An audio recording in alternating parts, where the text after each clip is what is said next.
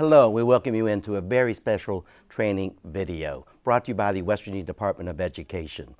This training video is intended for you, West Virginia school personnel and school volunteers. My name is Jim Strawn, humbled to serve as your host for this training video today as we address and we tackle and we discuss issues, two very important issues that are facing our West Virginia students today.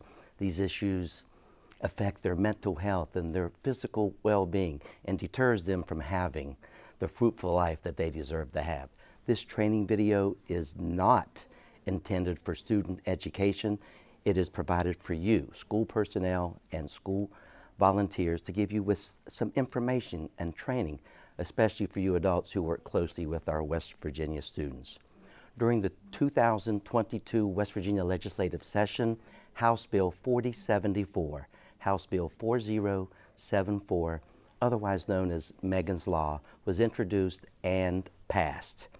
This law requires training for all public school employees and volunteers, training on the warning signs and the symptoms and the prevention of self-harm and eating disorders. This legislation also requires yearly information be provided on these topics to our West Virginia students in grades 5 through 12.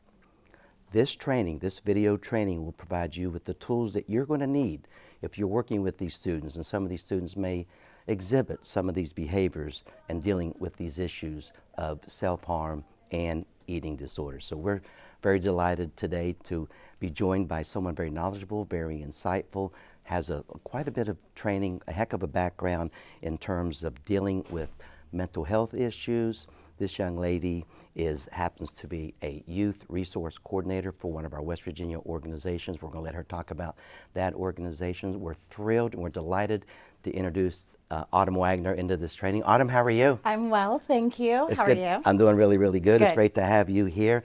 Before we jump in and we address the issues of eating disorders and self-harm, I want you to talk to the audience a little bit about your background, your journey, your training, where you're from, everything that you've ever done to prepare you to work with our students in mental health arena today. Absolutely, thank you. So when it comes to eating disorders and self-harm, when it comes to mental health in general, I'm very, very passionate about it. I have my bachelor's and master's in social work, and I'm a licensed independent clinical social worker here in West Virginia. But some of my experiences that has really driven me to just be more proactive and empower people to learn more about these issues is I myself am in recovery from an eating disorder. I am in recovery from bulimia, and it was something I struggled with all throughout high school and into college. So this was about in the early 2000s, and it was just a really, really tough time. And so I received treatment, and like I said, I'm in recovery. I'm going to stop you, and maybe someone heard the word bulimia and they've heard the word bulimia and they know it's an eating disorder, but maybe talk to the audience about what bulimia is. Yeah, so when it comes to bulimia, it's a type of eating disorder that has cycles of binging and purging. So what that means is when a person, excuse me, is experiencing, some overload in emotions, they may binge. And so what that is they eat a large amount of food in a very, very short amount of time, and then they follow up with an episode of purging. And so when somebody purges, it can be done in multiple ways. It could be from self-induced vomiting, abuse of laxatives or diet pills or diuretics, and also excessively exercising. I mentioned at the top that you work for a West Virginia organization. You want to talk to the audience about Absolutely. where you work and what your role is each and every day as you work with all 55 counties and West Virginia students? Very busy, but I love it. So Great. I work at Mission, West Virginia.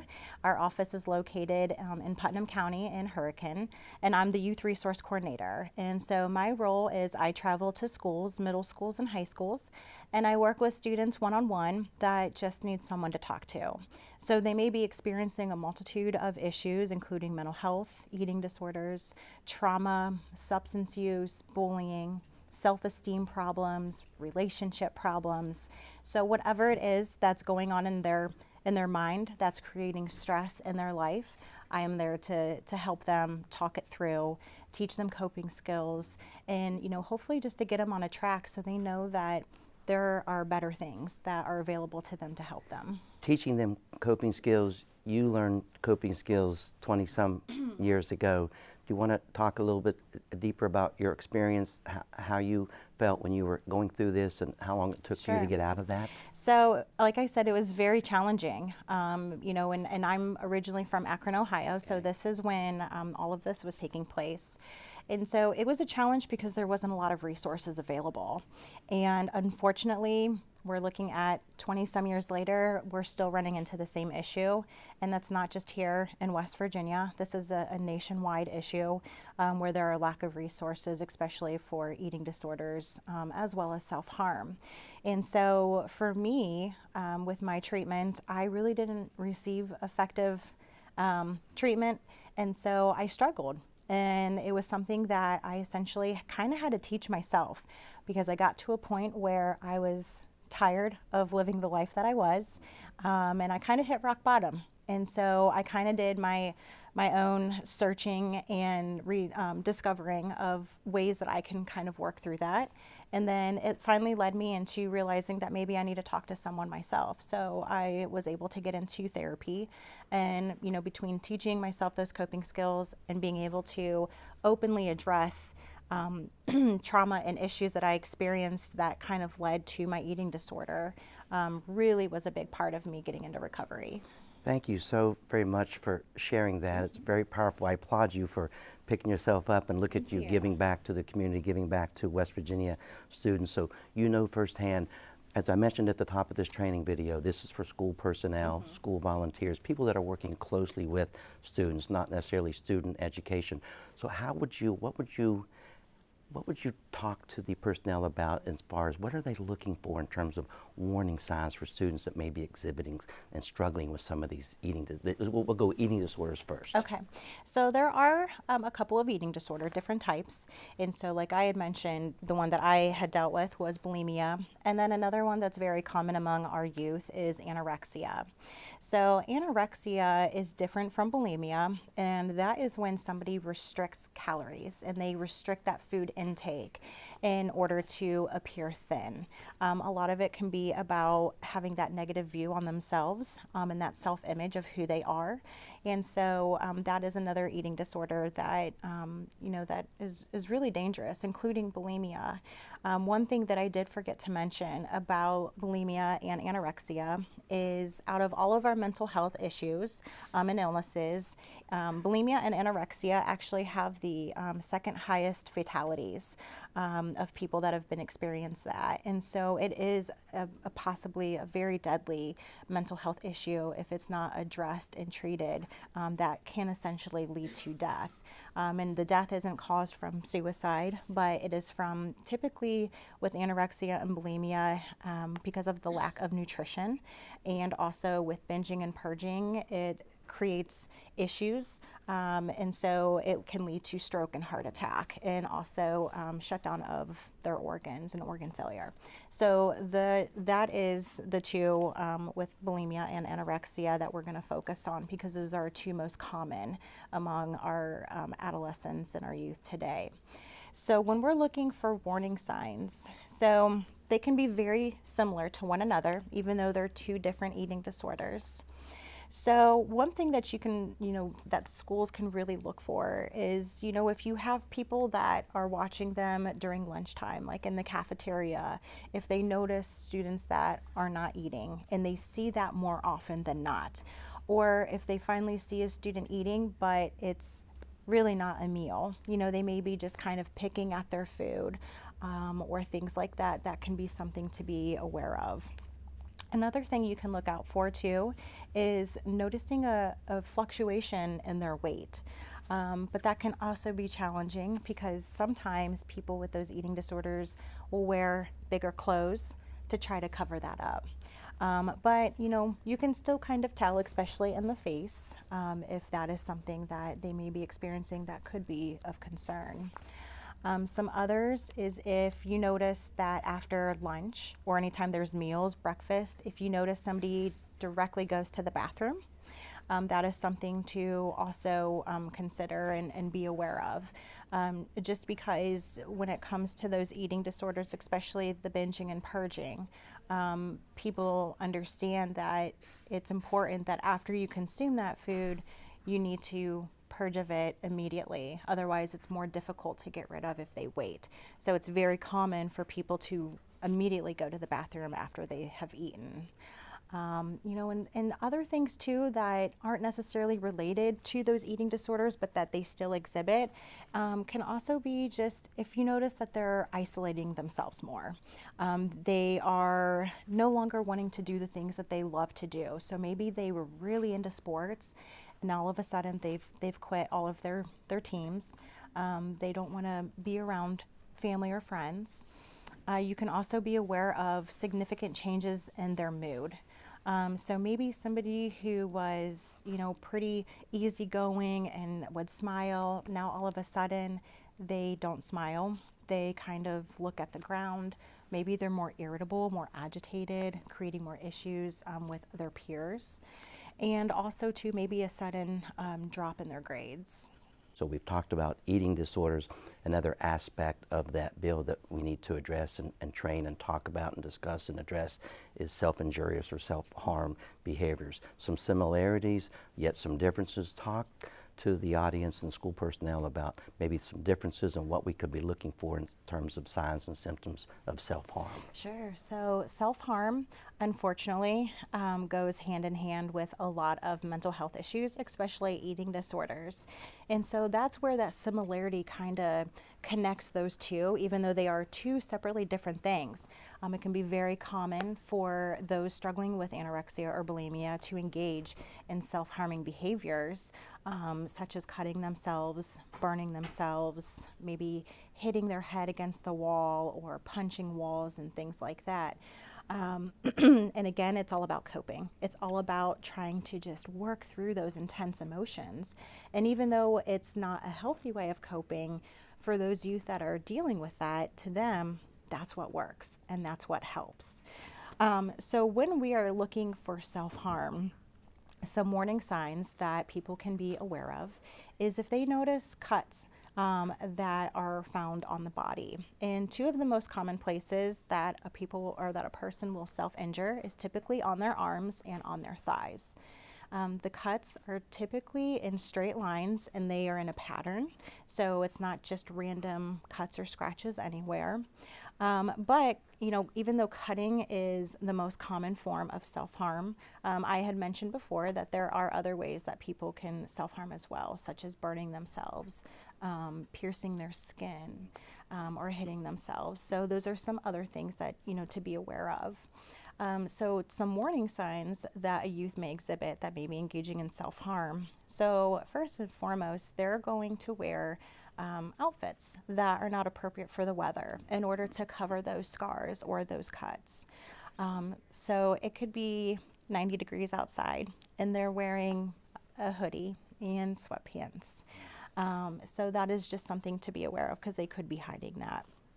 And so some other things too is if you notice that they're constantly picking at their skin, if they have scabs and they're constantly picking at that, or if they, you noticed like these fresh wounds on them and they always have an excuse as to why that's happened. Oh, my dog scratched me, or I fell, or I was playing with my sibling and it got a little too rough. So they always have an excuse as to why they have some of those fresh wounds. Super good information right there. And again, this video training is for school personnel Yes. and school volunteers. Mm-hmm. They're not all trained as a mental health counselor. Sure. What are some appropriate ways that school personnel, maybe they're not a counselor, how can they appropriately respond if they see a student exhibiting some of these or having some of these warning signs? What can they do? Sure. And that's really the great thing is when it comes to eating disorders and self-harm and really any mental health issue, everybody can play a huge role into helping the students and the youth. And so really one thing that is so important is that if you see something, you say something. far too often I have experienced in the past of people just kind of sweeping it under the rug. You know, they're hoping that maybe somebody else has already addressed it with them. And you know, honestly, it's not because that person's a bad person, but when we're not knowledgeable and we're not sure or understand like what they're going through, we kind of freeze up. We're like, oh my gosh, what should I do?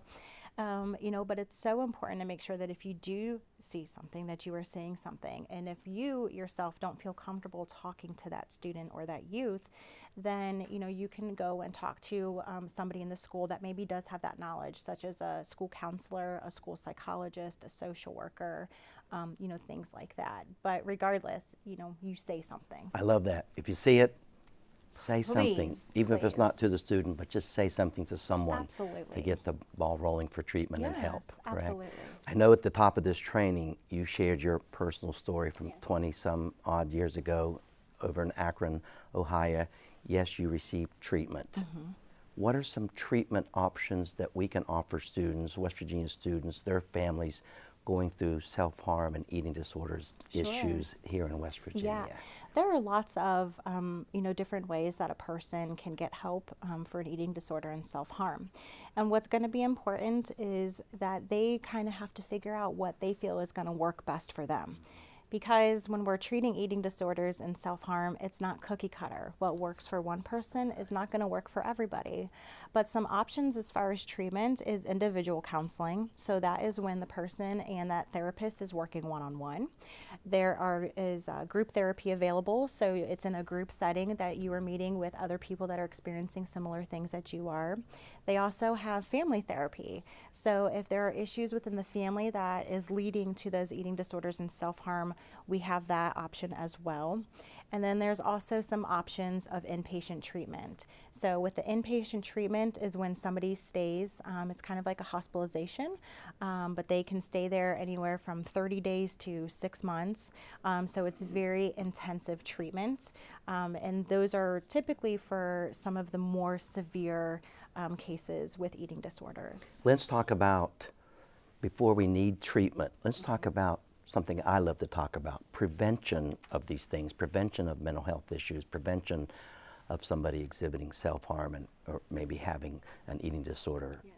What can we do to prevent this? What can we do to help students not ever experience this? Absolutely. So really there are lots of things that can be done. And so when we're looking at the prevention piece, we want to look at prevention education.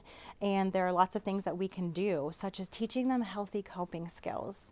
So a lot of times we don't talk about those things in class, about coping skills, but just being able to teach them there are healthy ways of coping, whether that is going for a walk, listening to music, learning about deep breathing exercises.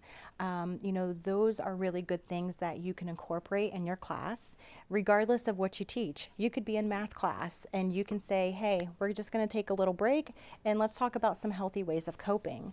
And the reason why that can be really helpful in prevention is because those that are experiencing eating disorders and self-harm may have never been taught those healthy coping skills. So to them, their eating disorder and self-harm is how they're coping. So teaching those healthy coping skills and also maybe incorporating social emotional learning skills as well. And one thing that is so important is trying to remove that stigma when it comes to eating disorders and self-harm and really any mental health issue. If we exhibit thoughts that we have this stigma against those things, then our youth are going to be less likely to approach us. And so when we, show that lots of people go through those things and that it's okay, it doesn't mean anything bad if you're experiencing an eating disorder or self-harm, then that's when they're more likely to open up and say, hey, I'm going through this and I really need some help. So just showing that you care and that you're supportive is huge in helping to prevent, some of these issues.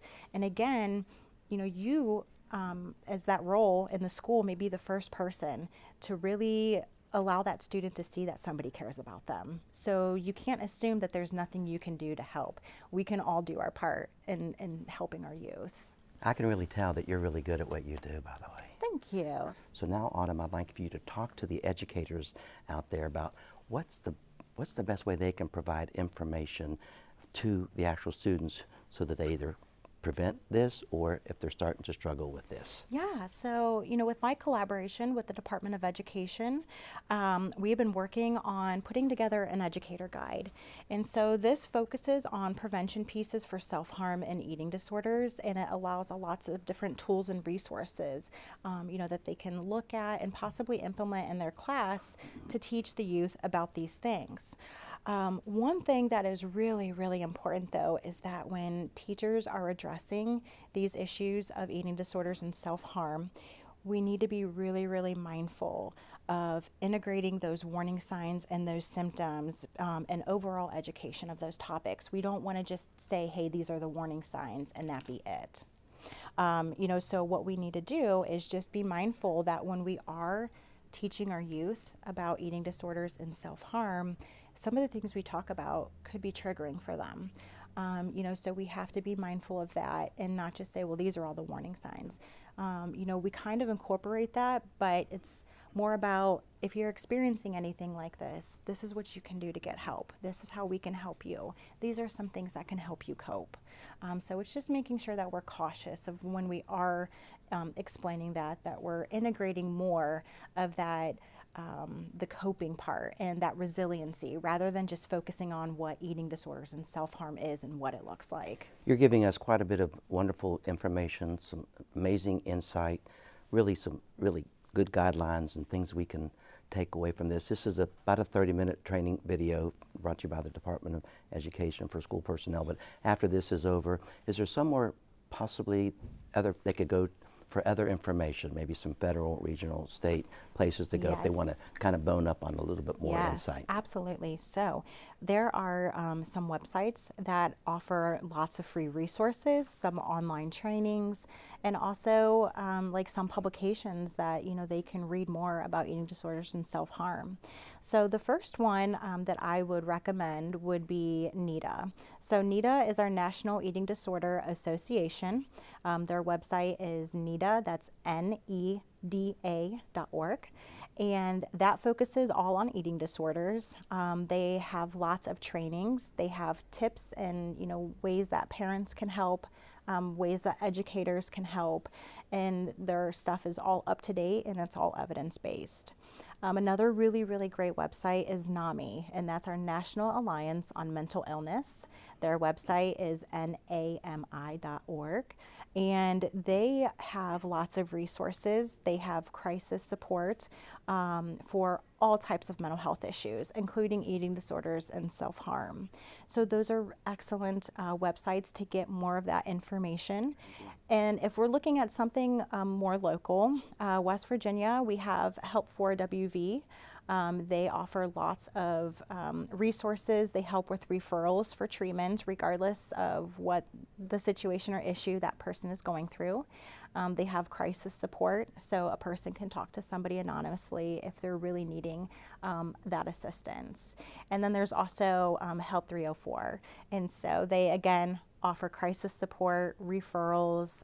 They have lots of great information on their websites to educate people more on mental health and especially eating disorders and self-harm. And truly, education is key when it comes to helping our youth in West Virginia.